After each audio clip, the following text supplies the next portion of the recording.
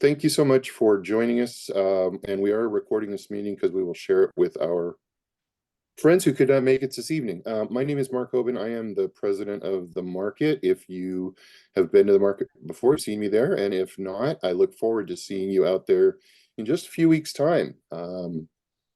May 4th, May the 4th, for those who know, and we will have some Yay. we have some shenanigans planned and other shenanigans afoot. So we are looking forward to opening day, and it will be probably one of our biggest opening days because this year we are maximizing the use of the legacy site. We're going to have some very full markets, and at least for the first few months, we expect more than 100 vendors on each of those Saturdays. So thanks for your time. I apologize again for the late start. Let's start with our first, which is market contacts. Please whitelist or green light or whatever your software does to say that info@maplevalleyfarmersmarket.com email will come into your inbox. I've already had vendors apply to the market and then block us. And it's hard for us to communicate when we can't get email through to you. So please look for email from info@maplevalleyfarmersmarket.com. That's also the email we will use to communicate from Managed by Market. This is also the email to use to reply back to us. So it's literally one single point of contact. We'll be sending from it. If you want to reach us, email that address.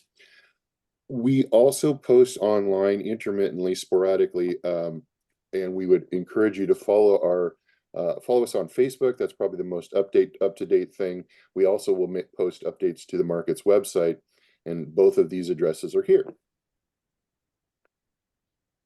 I spent a significant amount of time in January writing a vendor guide, which I thought was mostly authoritative and still holds up, although we've had one change, which is we've changed our map since we published the guide. But I would encourage you, if you have not already, download a copy of the PDF, read through it when you can. There's stuff of reference, there's some other stuff of interest, and particularly if you haven't been to the market, there's a lot of answers to questions you may have that are written down here, and it's about 20 pages, so it's not the longest thing in the world, but answers to your questions may be found here. We're going to take a few moments here, and the other thing I want to tell you is that I want this to not just be me talking to you, but if you have questions, please reach out. Best way to do that is through chat, because I can't see necessarily all of the people in this window. Marianne will be monitoring chat, and she'll flag me if there's a question that comes up. So ask questions in chat as they come up if you wish. We will also have time for questions at the end. This is important for me, so we're going to run through this, and it's going to take a few minutes, but I want everyone to understand what we're asking here. This is mostly common sense things, common courtesy kinds of things. Some of these things are guidelines, others will get you kicked out for the first offense. And I want everyone to be clear. I think part of the success of our market is that we have a community of supportive vendors. We have a community of supportive shoppers. This is a happy, good vibes kind of a place. And that's important, I think, to our market brand. I think it's important to our success. I think it's the kind of thing that makes people want to be a vendor here. And I think it's the kind of thing that makes people want to shop here. So we will all treat each other in a professional manner, particularly when we're out there on Saturday, that fosters a sense of community, a spirit of cooperative involvement. So from the top, practice patience and understanding and demonstrate sensitivity to people of all genders, races, ages, ethnicities, and abilities. Everyone is welcome at the Maple Valley Farmers Market. And there's zero tolerance for anything other than we're going to be welcome to everyone. We want to treat customers, our market staff, volunteers, and other vendors with courtesy, respect, honesty, and understanding. Assist each other when we can. We're all in this together. Do not sell to the public before the market opens at 9 a.m. We are all out there, and this is an opportunity to get a cup of coffee, go to the bathroom, wash your hands, grab a snack. And when the market opens at 9, then you're in your booth selling until you get a break, maybe a few hours later. When people sell earlier than 9 a.m., then there's more traffic in the market, and people feel like I'm either missing sales or they're like, I don't feel like I can leave my booth all set up when others are already here doing business. So we've asked folks not to do this. Now it's a rule. Don't do it. We'll ask you to stop if we see it. And please don't sell. You may sell to other vendors, and this is a perfect time to, again, get a cup of coffee from our coffee folks. Trade some asparagus for something else. You know, do whatever you do with vendors. That's fine with me, but we're not going to open the market. We're not going to slide the opening time back. So respect the property of other vendors. Again, this is one of those things that feels like it's a common sense thing, but we put it in this year because unfortunately we needed to. Don't touch any other vendor's property. Don't touch their canopy, their weights, their extension cords, any of those kinds of things without their permission. Don't do that, please. Notify us with any unsafe condition. If you see something that you believe is unsafe and that we can remedy, I want to hear about it, and we'll get market staff to address it as quickly as we can. Resolve conflicts in an unobtrusive manner. I would like to say that there's no conflicts, but there are. But we're going to resolve those in an unobtrusive manner. If it needs to be adjudicated at the market, you can find a member of our market staff, one of our adult members, and they will bring it probably to me. Bring it to me, and I'm usually at the pavilion most days. But we're not going to resolve anything in a heated confrontation. And I want anything that gets resolved at the market to be done in a way that, again, we're treating each other professionally and with courtesy, respect, understanding. Practice safety at all times. These are things that will get you kicked out on the first offense. We have more than 100 vendors participating this year. We have 100 vendor vehicles that need to get in or near the market. They all have to travel in, not quite in a ballet, but at least in some synchronization and in swimming in the same direction. So we need people to practice safety and patience navigating vehicles through the market. And that begins with going slow enough to see pedestrians, people walking around a vehicle, whatever that is. We're going to talk a little bit more about paths through the market and how the vehicles move through the market, both setting up and taking down. But please, please, please be safety, and particularly look for small people, children in the market before we have, when we have vehicles in the market. Just need to be safe. Oh. The flip side of that is if you have your child, please watch them, particularly during setup and takedown when we know that there are vehicles in the market. We welcome families, we welcome children. We want you to watch them carefully, particularly in times when we know that there may be things going on that are outside of the normal market day. Okay, pause for a breath. Anybody have a question? We will continue. Except for service animals, no dogs or other animals are allowed in your booth. I appreciate that we love our pets, but not at the market while we're selling in the booths. There will be no smoking, no vaping, no consumption of alcohol in the market area or the parking lots, which is literally all of the Legacy site. Our Maple Valley Municipal Code prohibits smoking and vaping in city parks, and that's not just the park, it's all of the property. Consumption of alcohol in city parks is permitted by permit, have one, and there is no consumption of alcohol at the market. I will tell you that there is a path to offsite parking, which we'll be talking about in a little bit because that's where you'll be parking. And that path veers off of the park property, and there is a place there. If you must consume or vape, if you must have a cigarette, that's the place to do it, and not in the market. And if we can smell it, we'll probably come out and say, hey, you're way too close. But there is a place to do this. I smoked for 18 years. I've been quit for 20, and I would encourage everyone to use this as an opportunity not to smoke, at least on Saturdays when you're in Maple Valley. But if you need to, there is a place you can do it, but it's not on the park property. No market staff or vendor may be under the influence of illegal drugs or alcohol while participating at the market. This feels, again, like a common sense kind of a thing, but please, there's a time and place. It's not when we're at the market together. No firearms. Please leave your guns at home. The last thing we want is a shootout at the market. No music or radio playing in the market booths. We have turned a deaf ear to this, I think, in times past, and we're working to try to provide low-level ambient music throughout the park. We have a way to do it. We could not afford to do it this year, but we're working on that. it's nice to have music when you work. It's difficult to enjoy music that it clashes with what you're doing if it's coming from a booth. And this is about courtesy when we're working literally within feet of each other. So please refrain. If you must, wear headphones or have something that keeps your music confined. And if we receive a complaint, we'll probably need to come and ask you to turn your radio off. Okay, any other questions on any of that? Thank you. Let's talk briefly, and this is primarily for folks that have not been to Maple Valley before. Talk briefly about the topography or the layout of the Maple Valley legacy site where we conduct the market. So over to the far right here on this map, which is a north-south orientation, is the entrance from State Route 169, what we call Maple Valley Black Diamond Road Southeast. There's a single entrance to the park at this point, and it is in this direction. So when you come in, you will enter from that direction. You will proceed in your vehicle over to the north entrance to the market, which is the vendor check-in, and we will have staff there to check you in and to confirm your booth assignment. We have had we've had an abundance of participants this year.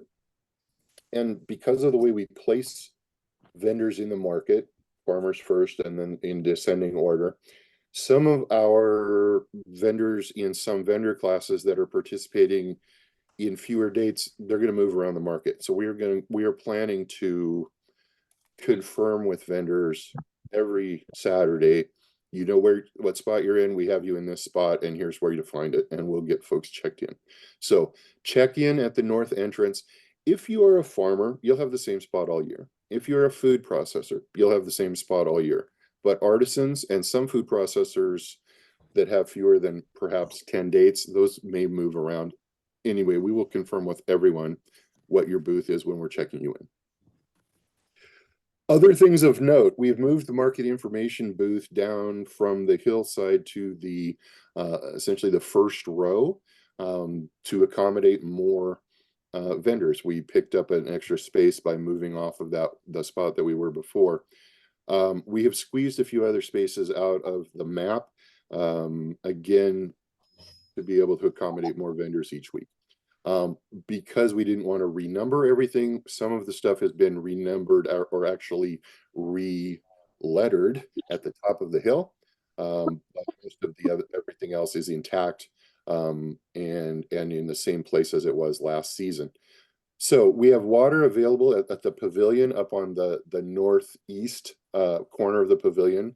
We have a vendors only hot water wash station, which is immediately south of that on the southeast corner of the pavilion, opposite the public portable restrooms, which are not quite as beautifully disguised in the tree stand as you might think from looking at this map, but they do sit off of the south end of the pavilion there.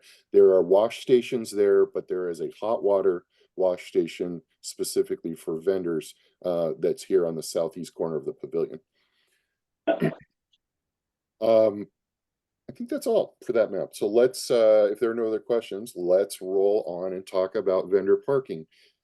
Again, 100 vendors, think about 100 cars for 100 vendors. Where will the customers park? We ran up against this problem several years ago. The city was kind enough to open up a lot and create a footpath back to the market. So we have been parking our vendors off site. And this is where you will be parking unless you hold a parking pass for our south lot, which are granted by our market operations director and closely held. If you have a medical condition or you hold a handicap placard, we will get you a south parking lot pass. If you have a temporary situation, unpleasant or difficult for you to participate, You have to we're pull it not out without of there. No, compassion. I don't. It's not in there. It's frozen. We also need you, everyone to recognize Just that we ours are is. trying to move folks out of this lot to make room for customers. And it's in everyone's best interest that we maintain as many spots at the legacy site for paying customers. So if you are parking in the lot and you don't have a pass, if we find your vehicle and we've asked for your vehicle, so we know kind of who you are. Anyway, please don't do it. We don't want to take your money, but we will, because we need to encourage people to comply with this. It's a 6 to 10 minute walk. We have upgraded our shuttle this season, and I'm not going to show a picture here, although that's a missed opportunity. But we have a much better ride back to the market for you guys. But it's a pleasant walk, but it's not for everyone. We do offer a shuttle that runs continuously from throughout setup and then during takedown, even before takedown, to get people back and forth to the offsite lot.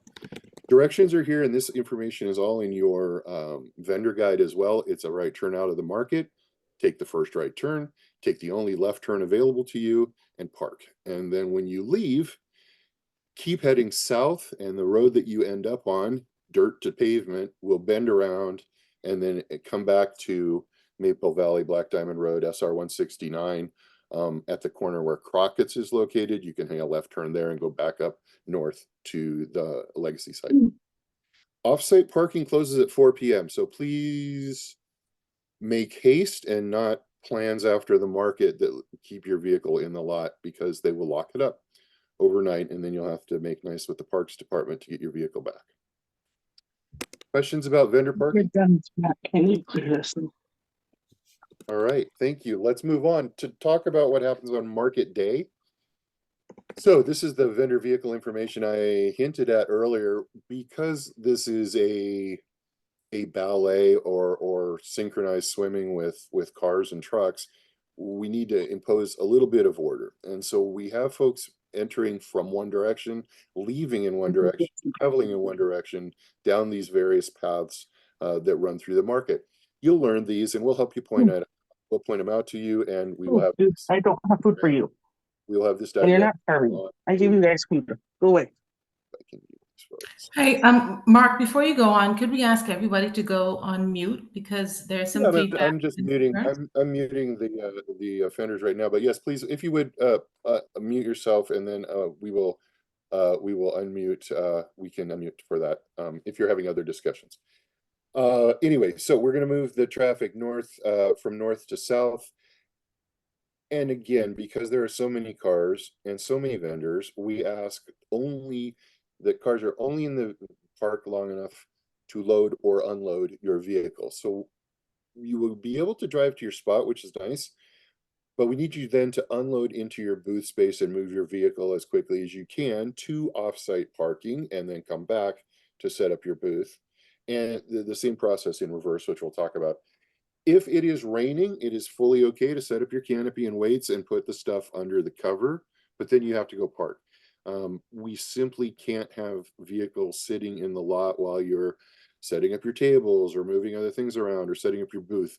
And we will have staff moving through the market aggressively asking you if they can help you get your vehicle out of the market. Traffic, again, one way, north to south. And when you get to the south lot, you'll be scanned for the south lot parking pass, or directed back out to go out to vendor parking. So you need a parking pass. So we have a new procedure this year, so this should be of interest even to folks who've been with us a year or more. Again, because of the number of participants, and also because some of our participants, we're putting them in a kind of a confined or a close area. We're going to have a staggered start. So if you think about boarding an aircraft, we're going to board these rows, and then we're going to board those rows. So this is how we're going to do it at the market this season. So group one will be farmers in this area, which is our flower area. This season, flowers, arborists, nurserymen, that kind of folks will be down there. Immediately followed by our fruit and vegetable vendors in this area, followed by the ones in this area, and then this area, and then this area, and then everybody else. And we are working on a queue situation for the north lot as we come in, and I plan to communicate more about that. But our plan is that we'll let probably this first group or group one in a few minutes early, and have them get a head start, because they'll need to get those vehicles out of the way for everything else. And then we'll load folks in again in boarding order. And we will continue to ask people to unload as quickly as possible and move out. This will not impact folks who are up here at the top of the market, what I like to call Big Bend, or down the east side paths of the market. But we are going to let the farmers in first, and then we will have everyone else in. Again, this may impact when you decide to come to the market to set up, but we need to get a bunch of folks in there, and all of the farm folks, or many of the farm folks, bring trucks. And there's some setup involved. So we're gonna give the farmers a break and a head start on setting up, again, with the expectation that everyone's gonna get in, but we have to treat this with some patience and some cooperation, just because we're gonna have a lot of vehicles in close proximity. Hey, Mark, Yes. this is Todd from Lucille's Honey. Would it be a good idea to just say there's a time frame, like from 7 to 7:45, that nobody else should show up, just those people? We thought about it, and we might get there, but Okay. this feels a little easier, and I think we will. I hope, what I hope happens is that folks kind of get to the natural idea, like, I don't need to be there at 7 a.m. And some of our folks that have been with us a while know that, right? They're like, okay, it's crowded at 7. It's better at 7:30. I know I can get in at 8. We have a few folks that will roll in close to when we don't let people in it, and they know that too. So and my chief, anyway, it's not a bad idea. I thought about it, I just haven't implemented it yet, but we may get there. There's a lot of vehicles, and this is not this is a 1 acre that you're looking at on this map, roughly an acre, so it's not small.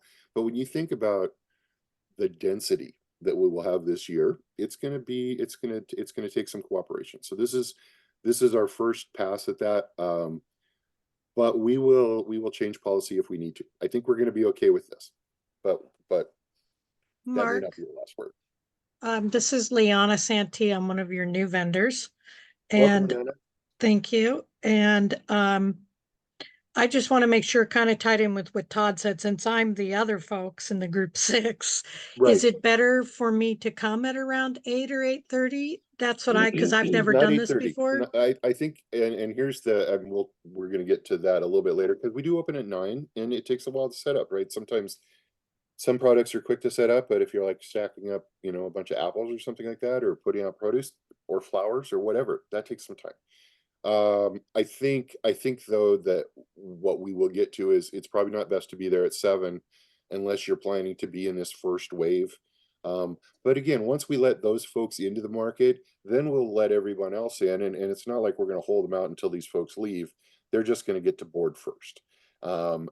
There are ways, this group, there are ways around this. The folks over here in what I like to think of as Vermont can get to it, so we'll work with that.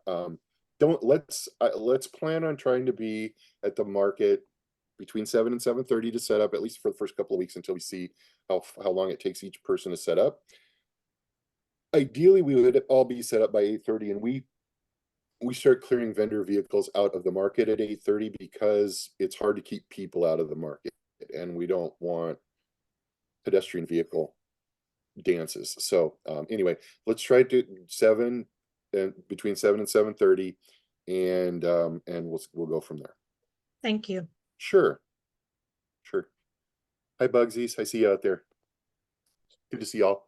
All right. Any other questions? Let's keep going. There's a few more slides in this section. So market day booth setup. Please only set up in your assigned booth spaces. And again, this is one of those things that sometimes it happens, and people get set up in the wrong space. We just don't really have very many spaces to accommodate folks if things get a little off kilter this season. I mean, there's literally going to be 1 or 2 tiles open in the entire market, and our ability to absorb impacts from things that are preventable, it's not great. So just so you know, we will confirm again with you, this is the booth space we have for you today. And then when you get out to your booth space, you will find some white tape that we've cut into crude arrows, triangles, essentially pointing inward. And in the middle of that space will be a green sticker with a white numeral. That's your boot space. So put your canopies roughly aligned with the white tape arrows pointing in. We've spaced these to have as much as possible a foot between them so that there's room for weights and you don't have to be side to side with your neighbor. But you can see that if even one booth gets out of line by a foot or two, you know, the ripple impact is, you know, significant all the way down the line. So if you set up in the wrong spot, we're likely going to ask you to move. Okay, we will help, but it's like we can't bump another vendor out of the market because you set up in the wrong spot. So if you set up in the wrong location, we will ask you to move. If you set up signage or other stuff outside of your booth area, you may be asked to move that. We don't want people to put up signs for their booths in other parts of the market. There are some natural display corners that exist in the market where people can have a two-sided booth or they can have a few things sticking out the edge. As long as it doesn't impact a neighbor, I'm mostly okay with that. What I don't care for is we're going to put our sign in one part of the market to say, oh, hey, we're at the market today. Come find us over here. That doesn't work for us because, again, we have so much visual clutter. If we Lost them. most sites allows that. Never impinge on the space of your neighbor. That's really the golden rule here. We need everyone to have weights on their canopy legs, at least 25 pounds. There's different ways to do this. Some people purchase commercial weights. Some people have sandbags. That's what we use typically as sandbags. Some have these little metal plates like, you know, pumping iron for your canopy. They need to equal or exceed 25 pounds per leg. So the sandbags can be, you know, filled, some of them up to 35 or 40 pounds. The metal weights are typically 10. And if I see one weight on a leg, then that's not enough, right? It needs to be like 3. So use what works best for you. You can even DIY this by, you know, filling up plastic PVC pipes. There's a lot of information online on how to do this, or you can just buy them off of Amazon or from Tractor Supply or wherever. You can literally get this stuff anywhere. But you will need weights, and if you don't have them, we won't allow you to participate. We have a few that we can loan. It's like, oh crap, I forgot my weights. I don't have time to drive home. We'll try to help you out, but if we can't accommodate you, you cannot be in the market with a canopy without weights, because it doesn't take a lot for those things to get airborne. And again, in a crowded marketplace full of people, it's a preventable danger, and it's one we won't have. It's kind of an insurance requirement too for us, for our carrier. So we will enforce that.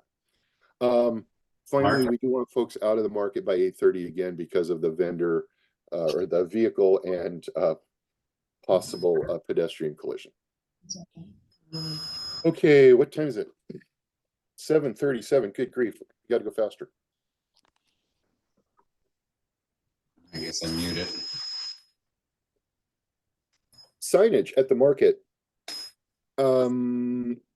This doesn't have to be fancy. It doesn't have to be expensive, but we do need a sign at your booth that says the name of your business or your farm and where you're from. And this is this photo is a great example of one of our great vendors from Amador Farms. They're family-owned fruits and vegetables. They sell fresh produce. They're from the Yakima Valley. Their phone number's there. Their contact information is there. And you know who and what they are. This is a great sign. They don't have to be this big. They don't have to have that much stuff, but at minimum, name of the farm or business and where you're located. Signs need to be inside your booth. Don't stick them out onto the path. Don't stick them out where they obstruct traffic. Don't stick them out where they obstruct customers' views of other vendors. If you are labeling or putting signing on your produce, it must be true and accurate. It must be clearly labeled to show what the product is and how much it costs. Similarly, a few rules around scales, cash boxes, etc. Vendors are responsible for providing the tools necessary to sell, and that includes perhaps scales if you're selling by weight. It includes a cash box. It includes the starting bank for your cash box or change or whatever you call that in your business, and or payment processing systems. If you take a bank card, debit card situation, those kinds of things are the vendor's responsibility. We have a cashier. We have some ability to change money. We cannot provide bank for, again, close to 100 vendors. It's just not feasible or possible. But you know, if it's like somebody give me this one big bill, can you break it? There may be places where we can help you out. We have the ability to do some of that, but we need vendors to bring their own bank, and you particularly bring your own processing. And unfortunately, that means your own wireless connection to processing when we're out there at the legacy site, because there's no Wi-Fi native to the park. We're working on potentially hotspots for the park. We may get those. If we do and they're viable, we will share that with you guys, but we're waiting on the big wireless telecom guys to free up some routers for us. Last thing on scales and cash boxes is that if you're still selling stuff by weight, then those scales need to be inspected and sealed, and you need endorsement on your business license for that. So a few rules for those who just fair trade kind of fair commerce kind of rules for folks that sell by weight. Market currencies. So we take a few different things in addition to US dollars. Everyone takes dollars. We also take other food aid or food currencies and market currency. So starting over here on the left, this is a WIC benefit card. WIC and senior farmers market nutrition programs. Only vendors that have registered with the state can accept these cards. They'll have software to do the transaction. For those folks, they can purchase produce from farmers, accept honey for WIC, for the seniors, everything that farmers do. But again, you have to be a farmer, you have to have a produce product, and you have to register with the state to be able to accept those cards. The center column is going to apply to more folks, and this is EBT and SNAP market match. So electronic benefits transfer, what folks used to call food stamps. Welcome in our market. We want to provide access to everyone. EBT recipients will use their cards with us like a cash machine. We will give them SNAP market currency that looks like these colorful currency shaped things here at the top, and they'll have our logo on it. They have a holograph on it, and they're in $1 denominations. When they qualify, some folks also will get the smaller thing, which is another essentially $1 bill. It's SNAP market match. They can get up to $25, I believe, this year. In addition, so their $25 of benefits could become $50 to spend at the market. This script can be used to purchase all products from farmers and food processors, prepackaged foods from prepared food vendors. When we give you your sales sheets, we will mark on the sales sheet the currencies that you are allowed to accept, and some, like crafters, can't accept these things, obviously. So we will try to guide you, but you vendors are responsible for knowing which currencies they can accept. So if you're a farmer, if you have a food product and it qualifies, then these are things that you will accept. You do not give change for these currencies. So even though it's a $1 denomination, there's no money coming back on the other end. If it's a $1.75 purchase, they give you $2, give them the product, and that's it. And then at the end of the day, when you're reporting your sales, we want you to turn in all market currencies into your sales packet with your sales totals. And you can deduct these, folks that are good at math, deduct those from your booth fee that week, and that's fine. So let's say I get $10 of EBT and $10 of SNAP match. My booth fee is $50. I can put those 20 in there and another $30, and I'm good to go. Alternately, you can put in $50 plus all of that, and we'll do the math on the back end, and we'll give you money back the next week. But we kind of like it when you do the math, if we're preferring.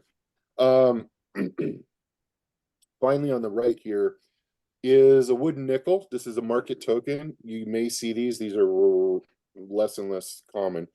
But back in the day, it was rare sometimes for our vendors to have the ability to process a card. And sometimes the folks would come with a card but not cash, and this was essentially our way of becoming a bank. We would take their card, swipe it, and then give a wooden nickel, that wooden $5 bill, and then that is as good as cash. You do give change because this is as good as money, and we will take it back from you at the end of the day. And again, you can use those to pay booth fees. You may or may not see a lot of these. We used to be the #1 distributor because we used to hand out lunch money to our staff with those. But we probably won't be doing that as much this year. So you may or may not see those, but if you see it, it will have Maple Valley Farmers Market written on it. It will say $5. It says change given. So give them the change, put it in your sales packet when you return it, and we will make you whole the next week if it's more than what you've paid. Any questions about these booth or these market currencies? Then let's add another one. So we have a new program this year, and this one's kind of like a baby market currency, if you will.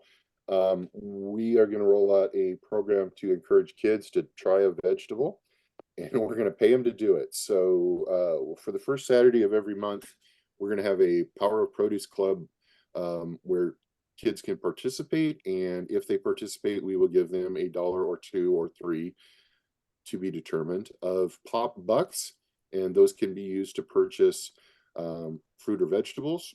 And if you get any of those, don't give change for them. Treat them like the other food currencies. Put them in your packet, and you can use those to pay your booth fees. Mark, can we make them eat the vegetable in front of us? Do we have to make them eat it? So I love that idea, Ryan, 100%. And let me tell you, that is kind of like the natural evolution. So we're going to roll this thing out in steps. And the first thing we're going to do is like, hey, go try a vegetable. But there are some places that actually have what they call a 1-bite club and a 2-bite club, which means you have to actually eat a whole bite of a vegetable, chew it and swallow. And then that's the thing that or you could eat 2 bites. I'm going to leave that up to you guys, how you want to do that. I certainly encourage you, but I think if a little kid shows up with these in their hand, you're going to know what they want, and you might steer them towards like, hey, here's a delicious something or other. Anyway, I would love to see it. We just don't really have the staff to make them eat it, but I'm right there with you. All right, moving right along, food safety and whatever else is written here that I can't read. So I changed this up a little bit from last year where we talked about what the food safety rules is. Here's the rule. Our market operates under permit from the health department, public health, Seattle and King County. So we're going to follow their rules. That's kind of been the way we've done it since I got here, and it's working. So if you sell prepared food or food that requires refrigeration, you can count on it. Our staff will come see you on Saturday to ensure compliance with food safety, food handling rules. At minimum, it's going to be a temperature check to make sure your hot stuff is hot, your cold stuff is cold. You'll need a working wash station if it's required for what you're doing. So if you're prepared food, if you're doing some sampling, not all samples, but most of them. Anyway, so expect it. And I would only say, please cooperate with our team. They've got a number of these that they've got to get through. We do this every week to every vendor, so you're not being singled out.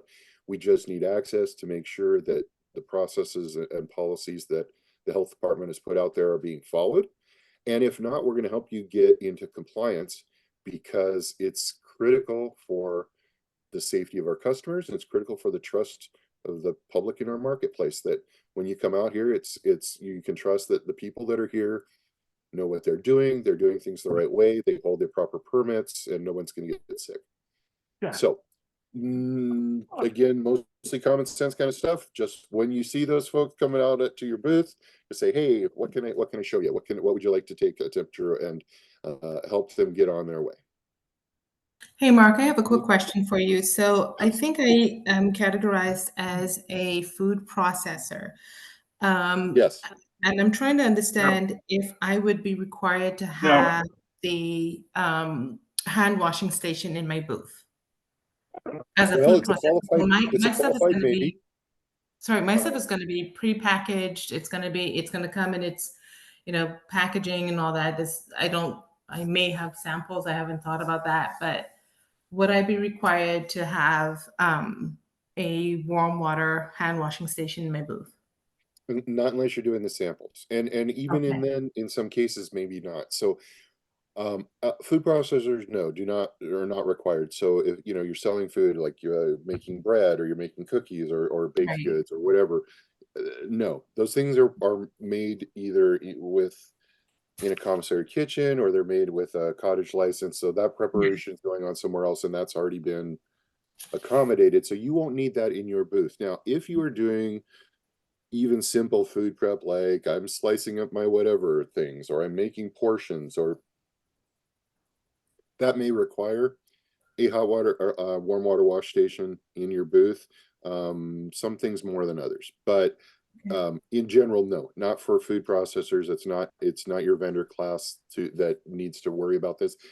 If you are serving ready to eat food, then absolutely, and that's just one of the things. But no, for food processors, unless there's samples involved, and if you want to do samples, let us know. We'll help you figure it out and Okay. make sure you're on the right side.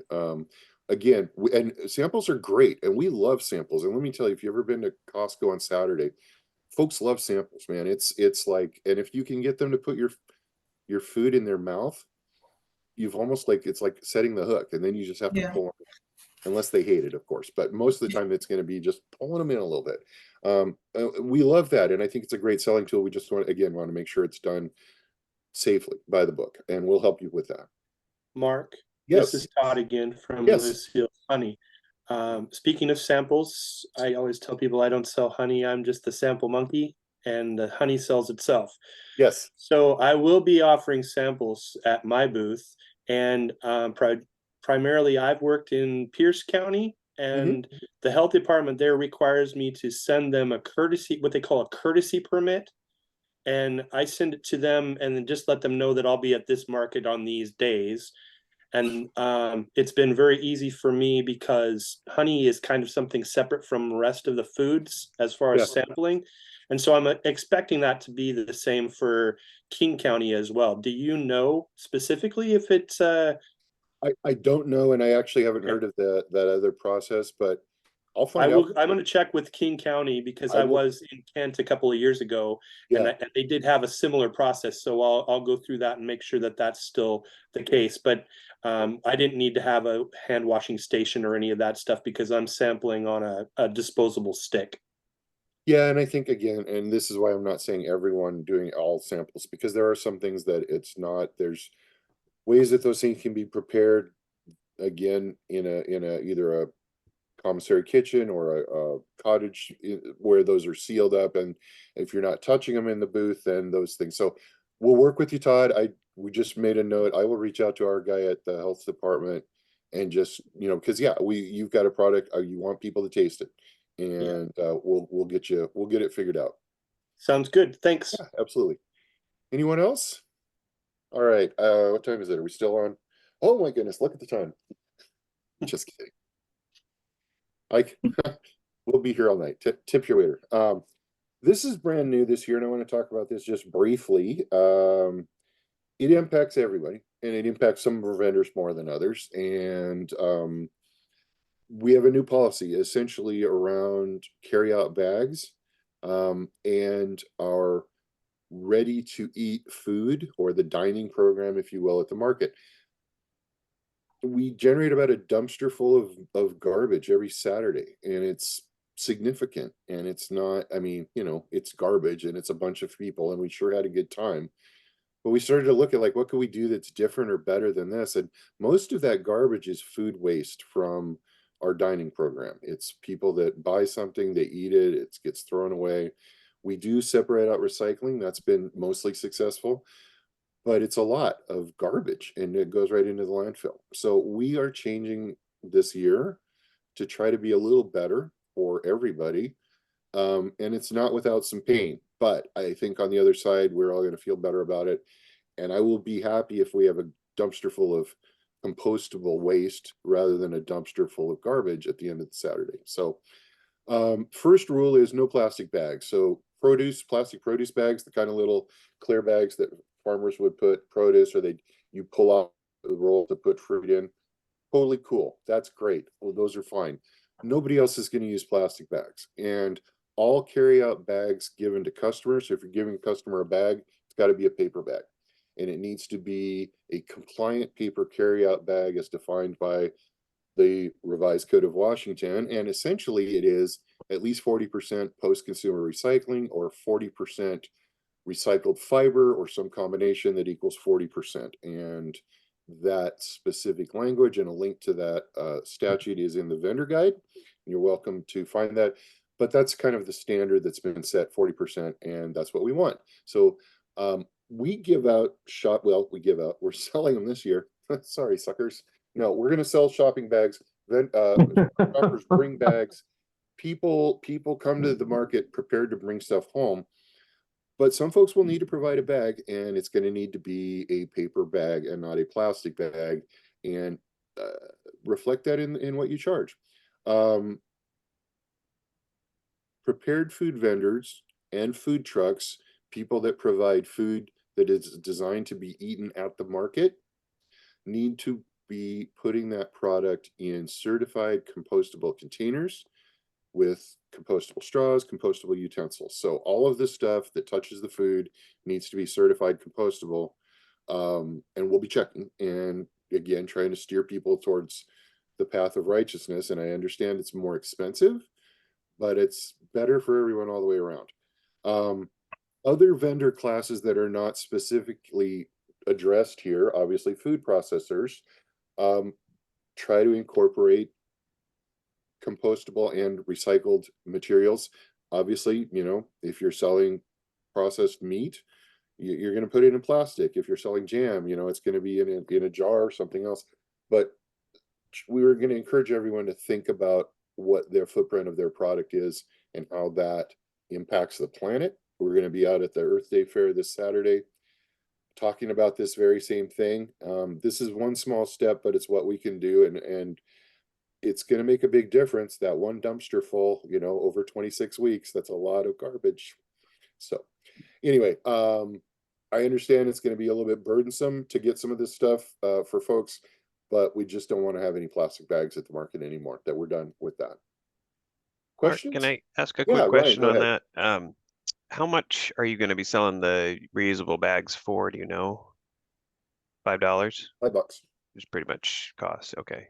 And I'm taking a loss of $1.25 on each one. Yeah. But I make okay. it up in volume. That's the spirit. There's some good math right there. Okay.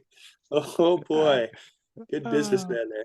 All right. I was Yeah. just trying to figure out, you know, if we could maybe buy some ahead of time or something like that to, you know, hand out or sell to our, you know, constituents. Because sometimes what happens is most people are really good at bringing their own reusable bags, but you know, every now and then they forget, or you get somebody new to the market. It'd be cool to, you know, And for either. you know, you can probably put them in a few of those little plastic produce bags. Sure. And juggling those things on the way out, as some do.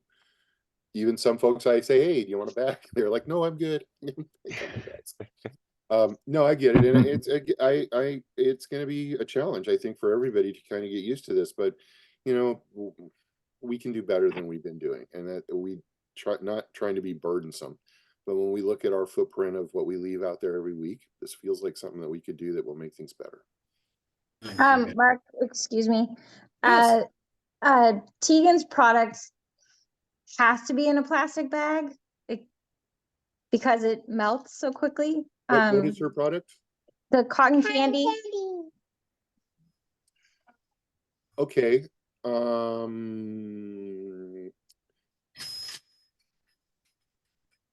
That I think you're right. I can't think of another way that would work. So Yeah. all Okay. right. Well, Tegan, mean- I'll give you a special dispensation.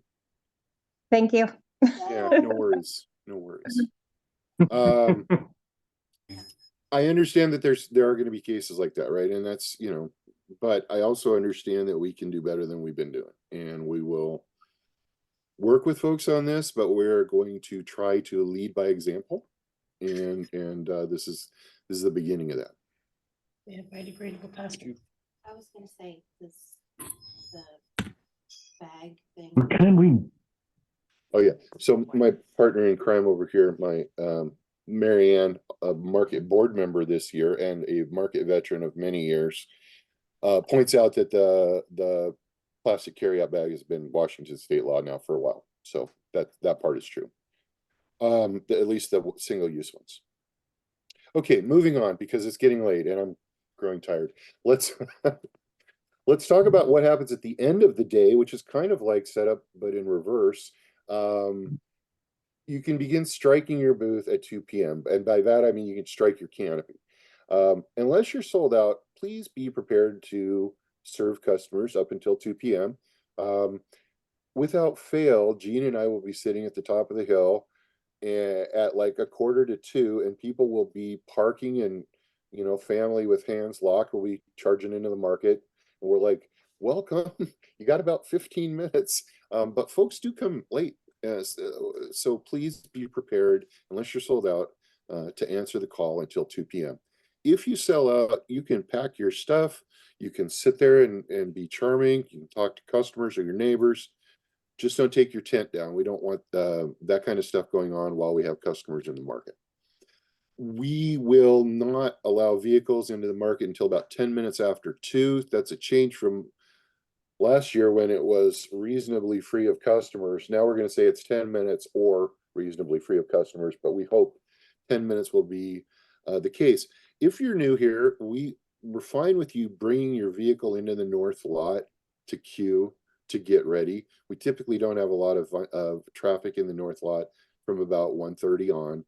And some folks are like, okay, I will, if I have 2 people here, I will go get the vehicle, I'll bring it back, whatever. That's all fine with us. Keep it in the north lot until that time. But we're not bringing vehicles into the market until at least 2:10. Just like when we set up, it's loading and then getting out of there. So don't bring your vehicle in and then start packing the stuff in. Pack up everything in, pack up your canopy, get it all broken down in the booth space, bring your vehicle in, load out and leave. And we will see you next week. Again, traffic is one way north to south. Please clean up your booth space. If you have a product that leaves little whatever, even if it's organic, please pick it up. Leaves, those kind of things, any kind of trash, anything, please pick it up, because we will police the area and we have to pick it up. We don't want to leave a stain on our park. We're going to be back next week. It may or may not be your booth space. Anyway, leave it better than you found it. And finally, bring your sales report forms, your sales packet, any market currencies that you've accepted that day. Bring that to the information booth. We will start accepting those at about 1:30. You can bring it over. We'll check you off on the list. Make sure the money's in the bag or in the packet. Good to go. We'll be there until about 2:30. Please don't leave without bringing your sales sheet, because we record sales every week. We'll be looking for it. We'll probably be calling you for it. So don't leave without it. Just get in the habit of bringing it out there. We will sometimes go out across the market trying to find them before 2:30, but just don't leave without giving us your sales sheet. Other stuff, boy, this is the part I added, and I was like, well, maybe I need to say that, maybe I don't. Okay, so we are a rain or shine outdoor market, and again, we're all under canopies, which is wonderful. That's our spot. But that's you recognize that spot, don't you? I think I took that. So anyway, but this is important. We are a community venue for food distribution. This is an economic platform for small businesses. And our policy here is that we operate rain or shine. This is Maple Valley. It rains here, sometimes on Saturdays. Everyone that lives here has been out in the rain. But what we can't have is a diminished or limited market experience for those who show up when it's raining. I mean, we've all had kids in soccer. We're out there on the sidelines in rain gear. We did that. People will come to the market, but what will make them stop coming to the market is not the rain, but a lack of vendors. It's like, oh, I thought you were going to be there, but well, you were not here because it was raining. Rain is not an excused absence in our market. So please make plans to participate regardless. And that may mean I need to bring sides to the canopy. It may mean I need to leave product that is susceptible to moisture at home, right? Make plans as necessary to operate in both conditions so that you're prepared in the event of rain that you can still participate. Okay, let's get to some of the less pleasant stuff. Cancellations and no-shows. A lot of folks want to be in the market this year particularly, and we want everyone to have an opportunity to participate. We don't want to have people not show up when we expected them for a variety of reasons. So if for any reason you understand at any point, I'm not going to make a market that I'm scheduled to make, email us at info@, you can request changes in Manage My Market as well, but email us at info@ so that we know that you're going to withdraw from that date. We will accept cancellations without penalty up until midnight on Wednesday before the Saturday market. But after that, in the Thursday through Saturday window, those are late cancellations, and we will try to fill that spot. But late cancels, we will ask you to pay the booth fee if we can't fill that spot. So if you cannot participate and you late cancel or you no-show, we will ask you to pay the booth fee, and you'll be required to pay it to participate in subsequent markets. And again, I understand that everyone participating here is a small independent business, and I hate taking people's money for fines particularly. I hate that, but we're going to do it. So please don't make me be that guy. Cancel before Wednesday. We will find someone, we'll call down our wait list, but after that, it's very difficult to find people in that short of notice to fill the spots. Approved products. A number of our vendors participate in multiple markets. A number of them sell multiple things. We may not have approved everything on your application. Please make sure that the products you bring to sell in Maple Valley have been approved for our market. We'll be checking. We try to limit participation in some segments to hopefully so that everyone has a good day, right? We don't want to oversaturate any one segment. So we approve both vendors and products, and if your product is not approved, we may ask you to remove it. So please make sure that the stuff you're bringing is approved for our market. Insurance, you need it, we need it, everyone needs it. It's that kind of a world. So upon acceptance to the market and at least 2 weeks prior, so that's this coming Saturday, you will need we'll need copies of your permits, your insurance, your licenses. All of that is noted in Manage My Market, and you will see a screen looking something like this. And depending on what your vendor class is, what your product is, and what licenses you require, there will be more than one line there and a place to edit and or upload that information into Manage My Market. Let's get that in the next couple of weeks or the next couple of days, because we are literally inside that, nearly inside that. Finally, some folks have insurance, some folks don't, some folks are new, some folks are going week to week. There are a number of providers of insurance if you don't have them. A disclaimer, the market does not make money off this. We don't have any relationship with any of these carriers. We know that these are carriers that have provided policies for our vendors in the past. And some of them particularly will allow you to purchase a single day policy. So if you're participating intermittently, 6 times a year, it's likely going to be better to insure for the days that you participate rather than for the entire season. But that math you can do yourself. Anyway, here are some names, here are some links. This information is also included in the vendor guide.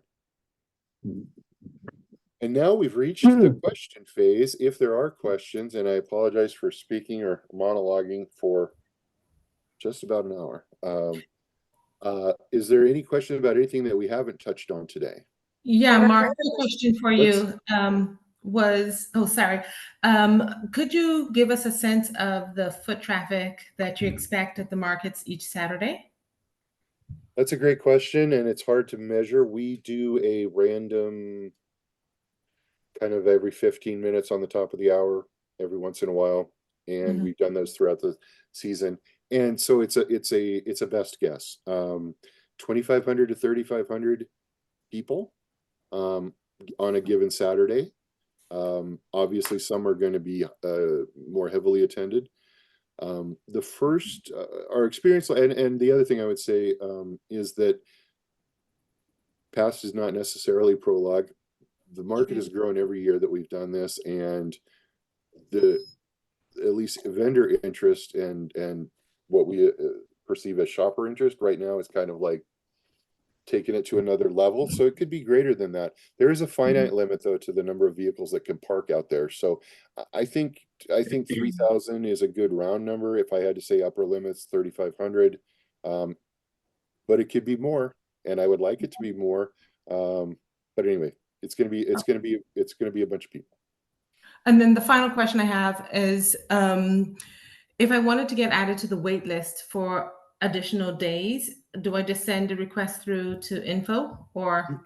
You could do that, but we'd probably prefer for that to just request them in Manage My Market because it will flag Okay. us for those. We run a lot of our scheduling and stuff through Manage My Market and the communication side. We run most of the back end though off of crazy complicated Google spreadsheets. And so there's a parallel to Manage My Market that we're managing, and that's the one that we're going off of the wait list for. Okay. But if you will let us know and Manage My Market, we'll add you to both. You'll be in both places on the wait list. Perfect. I Thank you. sent out a communication for those that didn't or aren't on that list about the wait list this week. We have a few dates where I can see we're currently right now we could add a few more people. They're later in the season, probably end of June is the first one. But Okay. really the thrust of that communication was there are a bunch of days where I don't see any opportunity to add more dates. And I don't want folks to be like, oh, I'm waiting to see if I can get into Maple Valley on some of these other dates. I want to be as transparent as possible. It doesn't look great, right? I mean, again, there's a handful, maybe 5 dates out of 26 where we may add from our wait list. So I want it. We will accommodate vendors. My goal is to keep the market as full as we can. Again, assuming that folks will come up and show up and buy the stuff. I think they will. But there's just a lot of vendor interest this year. And so I'm not trying to say we'll take care of you down the road. I just want to be transparent right now. There's going to be a few spots, but there's not a ton. But we will accommodate change requests, make those in Manage My Market, and we will do everything we can to accommodate. But it's a little bit of a 3D chess right now. Okay, thank you. Sure.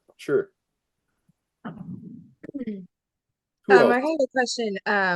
As far as the products that are approved, that you guys approved on the application part of it, are customers allowed to order a product ahead of time that was not approved and just pick it up in the market? Can I bring it with me for them to grab if I'm not actually selling it? I don't have a problem with it. I guess let me rephrase. I have a little bit of a problem with it, but I don't have enough of a problem that I would say don't do it. I don't want, I mean, if it's like, I'm across the street from the donut or across the way from the donut vendor. I'm not approved for donuts, but I'm having people picking up a dozen donuts. Oh, no. I would have a problem with that. Of course. So I'm just telling you, I can imagine ways that might not work, but in general, no. Like, you know, anyway, use your best judgment. If it becomes a problem, you'll hear about it, but I can't imagine that would be, I can't imagine actually. But anyway, no, do it. Go ahead. That's fine. Okay, thank you. Someone raised their hand. Thank you. Mark. He thinks So- this is cool. Hey, Mark, I don't know if you can hear me, John. Hey, go ahead, Jonathan and Laura, you're next. Sorry about Go that. ahead. I'm going in for No, knee no worries. knee replacement here in the next couple of weeks. How do I get a parking permit so I can park in the south lot? You just did. Yeah, you just did. So Gene is here weighing in from the peanut gallery, the cheap seats. Gene is our operations director. He is the heart and soul of what happens out there on Saturday. He leads our paid staff. And he's the guy to talk to about a permit. So Gene knows you, we know you, we will get you the pass. When you're healed up, we want it back because So I'm going in for a double. it's not permanent, but and again, we don't want to He's already whining. we will get you the pass, Jonathan. No worries. All right, thank you. Okay, Laura Johnson had your hand up. I'm going to Thanks, Maher. yeah, go right ahead, Laura. Yeah, a quick question. There might be a slight chance that I will still be traveling on pretty close tail end of my travel for work. Will be close to one of my approved market dates. That being said, we're doing multiple markets, so I might have a backup. However, I didn't list them as a name for this market. Can I go in there Yes. and edit that? I mean, oh, okay, Yes. perfect. I Yeah, didn't know so if if there's you- a additional got- kind of. Yeah, no, if you've got somebody else, just let us know who they are so we know that, like, oh, you're affiliated with Laura. That's good. Okay. And just communicate, after love, communication is the thing that makes the world go round, right? So let us know. It's like I may be late, I may not make it. I have somebody else covering. I'll just let us know, and we're cool. All right. Anybody else? This would probably be a single instance, and they would Sure. be. Thank you. Yeah, no worries. So right. one Anybody last else? question, Yeah. the $1 million question. When do we find out where we're going to be located for our Man, booths? I wish I could. Well, I could tell you. I mean, I know, right? So we changed the map, and I did not anticipate that would put another 1 week wrinkle in releasing the map to you folks. And it was last Wednesday we did it, and they said it would be about a week, and I'm like clicking refresh on that, like, boy, it would be great to have that for the vendor meeting. Didn't get that. Ryan, you're in the right in the middle of the big green swath map that I released, not far, I think, from where you were last season. Okay. All of our green grocer farmers are going to be in that area. We have some protein and other stuff leading it off on the top end, and then it's all vegetables and fruit all the way through that area that last year held flowers. Okay, perfect. And then as we add some farmers, we have a few farmers coming later in the season, the berry folks and others. We're going to expand Farmer Row up a little bit on the top and a little bit out the bottom. So it will remain one contiguous area of farmed goods. And then again, just a little further south, the flowers and nurserymen, which is also farmed goods, just not the kind that you eat. Cool. Anyway, I know where you'll be, and I could probably get you the exact booth numbers. That's but okay. you're going to be right near where you were before. So, Okay. yeah. All right. Thank you guys for your time tonight. Thank you for your interest in participating in the market. We're super excited about this. I guess I will close by saying that, there's a pop culture observance that is coinciding with our opening day, and some folks may know this or not, but folks familiar with the world of Star Wars and the Star Wars universe, May the 4th, and may the Force be with you. May the 4th has kind of become a Star Wars day, so we're going to be celebrating that in small ways at the market on opening day. And we would encourage you, if you are of a mind and or enjoy that kind of stuff, to lean in as well. I have it on good authority that there may be some Bantha milk ice cream, there might be some Kessel Run cheesecake or some other situation going on. So think about ways that you might enjoy participating and letting your nerd flag fly if you have one. And the market has some themed shenanigans afoot as well, and I won't say any more about that. But anyway, we're looking forward to seeing everybody out there in just a couple of weeks. A long season. We have a very exciting, very full season ahead. So I'll see you out there in a couple of weeks. Please reach out if you have questions for any of us. Again, single point of contact, info@maplevalleyfarmersmarket.com, and we will reply as quickly as we can. Thank you. Thank you, guys. Thank you, Mark. Have a great evening. Thank you. Thank you so much. Oh.